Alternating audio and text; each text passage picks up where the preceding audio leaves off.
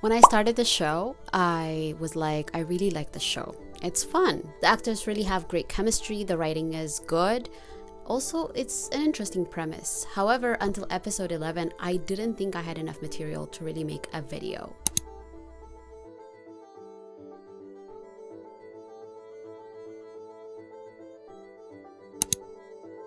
Episode 11 is written so well that it gives us really concrete insight into the idol industry. In short, it inspired this video. Generally, episode 11 in BLs is known for its overdramatic antics, lots of crying, required heartbreak for the sake of consistent BL lore, and I'm here for it. I love that shit. In ThamePo, however, they deepen the lore a little bit more. There is no dramatism or plot device writing that feels inserted to hold the audience's attention.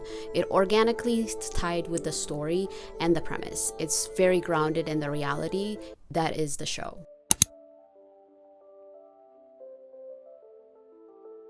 Episode 11 really grapples with the difference between the collectives, in this case the fans, the business, versus the needs of an individual's definition of fulfillment. The reality versus what a human person, in this case Thame, and also the members of Mars really want, and who they are in relationship with, and who they desire, versus what they are, which is a commodity. ThamePo episode 11 is a reflection, or I would say like a mirror to the industry of idol making. It kind of puts us on the hot seat a little bit as people who consume the stories of these idols, what this industry essentially makes. It really takes a look at what comes with dating someone who's an idol and the connotation of all of that.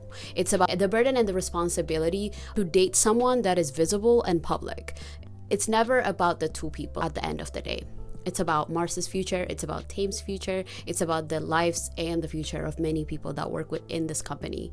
It's about the labor of many people who have worked this much to make him and Mars visible, to secure contracts that are materially affecting people's lives and the business overall.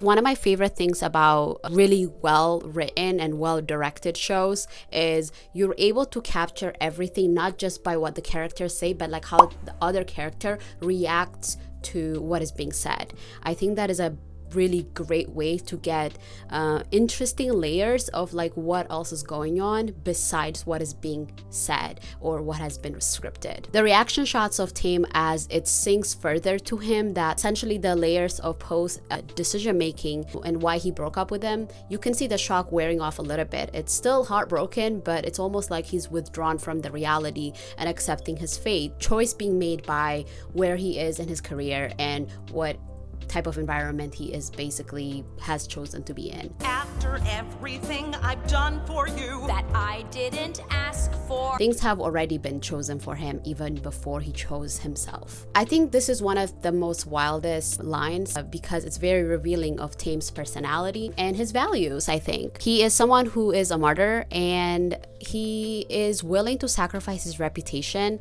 Maybe that is like naive, but he's willing to sacrifice his reputation, his peace, and his future for the people that he loves, including Poe.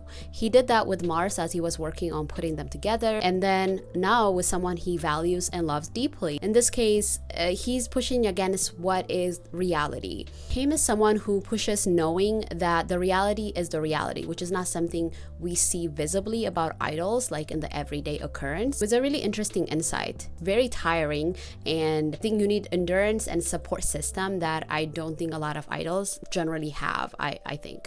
It's tiring, and consistently being in an underappreciated position he is in, it's almost like there's this loudness. ThamePo gives us insight to what idols could be feeling and the psychology behind all the thoughts that we don't actually visibly see as people that are on the outside.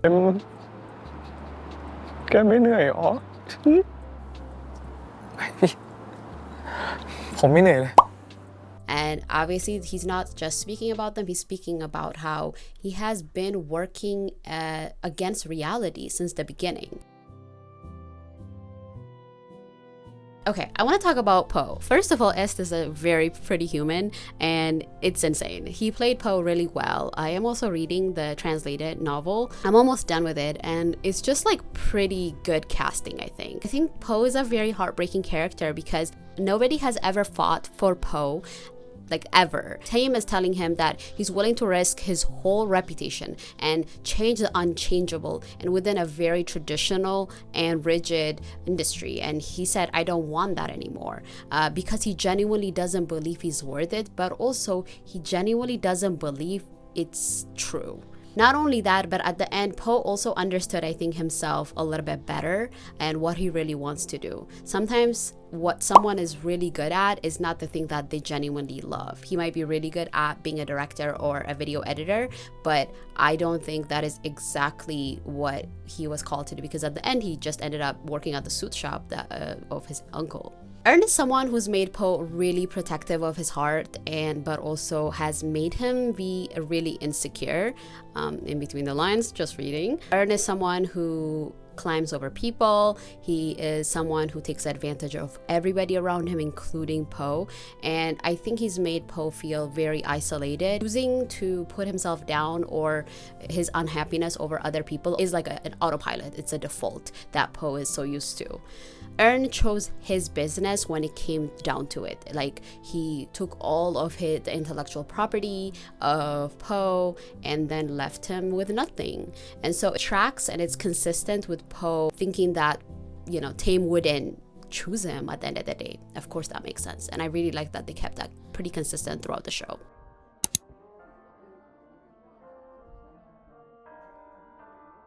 I think episode 11 is a thesis of the whole show. It proves that these companies really care about one thing, the bottom line. The bottom line is not about the idols or the relationship. If the decisions that the business makes tarnish the reputation, the heart, and sour things between the humans within Mars and even the individuals, it's none of their business, because it is a business, right? When Thame said he wasn't gonna go to Korea, it didn't even faze the CEO. Pemka? Is that her name? When Thame said that he wasn't gonna go to Korea, it didn't even faze Pemka, the CEO. She was like, are you gonna pay for breaking the contract? It's about money and guilt and resentment. After everything I've done for you that I didn't ask for. When Pemka went around and strategically went to the friends, the other groups of Mars, and said, don't hold your friend back, that's strategy. And then went to Po about Thame's future, said, don't mess this up for him. It's all strategic as hell. She even says this so explicitly, and I think that's like part of the writing of episode 11, which doesn't come off as like characters are wearing their motivations on their sleeve. In this case, it makes sense because she's a business person. She's an agent of the company. My job is to protect the company's interests. Whatever brings the company the most benefit, I have to do it. That's it. It's a wrap, you know?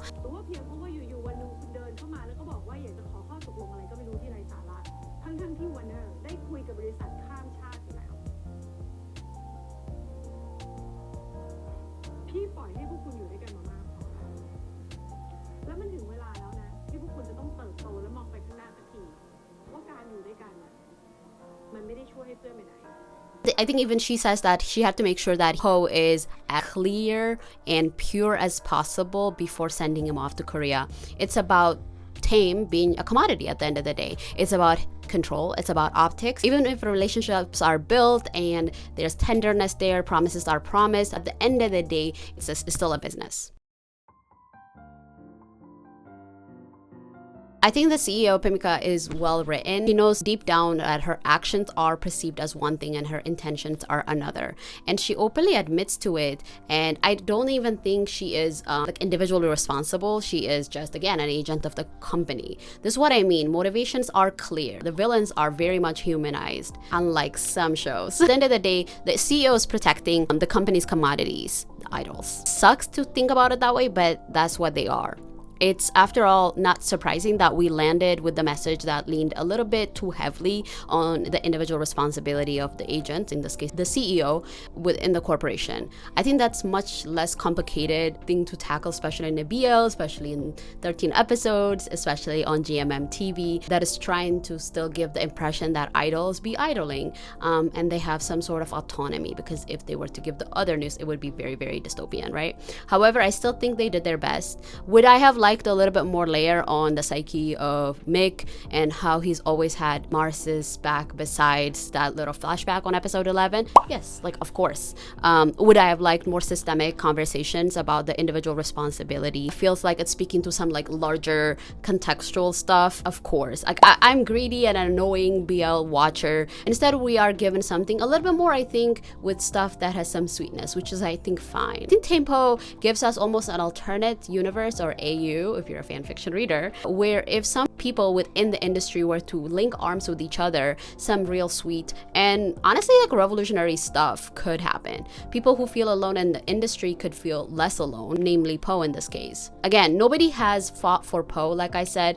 Trying to go against a very traditional, powerful, very resource industry, it's a challenging thing, but the friendship he made along the way, including with members of Mars, it's about the whole picture. Right? That's like what strengthened the show and made the show a little bit more guarded and grounded in reality. It's very like we're all in this together, like High School Musical style, which I actually love. ThamePo also gave us an alternate world where how fans should genuinely could be able to hold back a little bit. I didn't say it.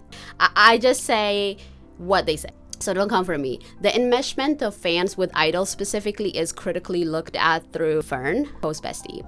Fern represents like this aspirational ideal fan that BL or Thai pop or K-pop, you can really expand that, right? She's someone who's looked in and someone who is genuinely invested in the success of these idols. She runs the fan club, she puts her money and pay for events. She's also someone who has her life going for her. She has hobbies, she has a job. Someone who goes to obsession, overprotectiveness, recognition of autonomy, and eventually to a place of acceptance and respect about the relationships of the idols outside of the industry and outside of like her enmeshment to them. She is someone who genuinely is able to idolize and humanize the idols that she enjoys. ThamePo provides a world that if we push a little, these businesses hold them a little bit more accountable. If artists are able to link arm and be more collaborative and they are interested in the well-being of each other, there could be a world that's sweet and we could get something like episode 13 where there is a little coup, there's a little pushback. Because at the end of the day, like even the CEO Pemika, she didn't really have a choice, to be honest. She was kind of like, well, I guess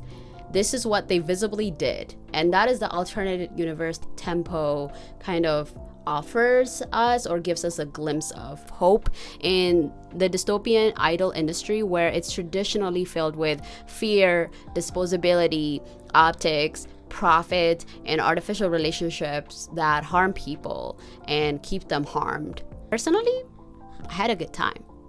What about you?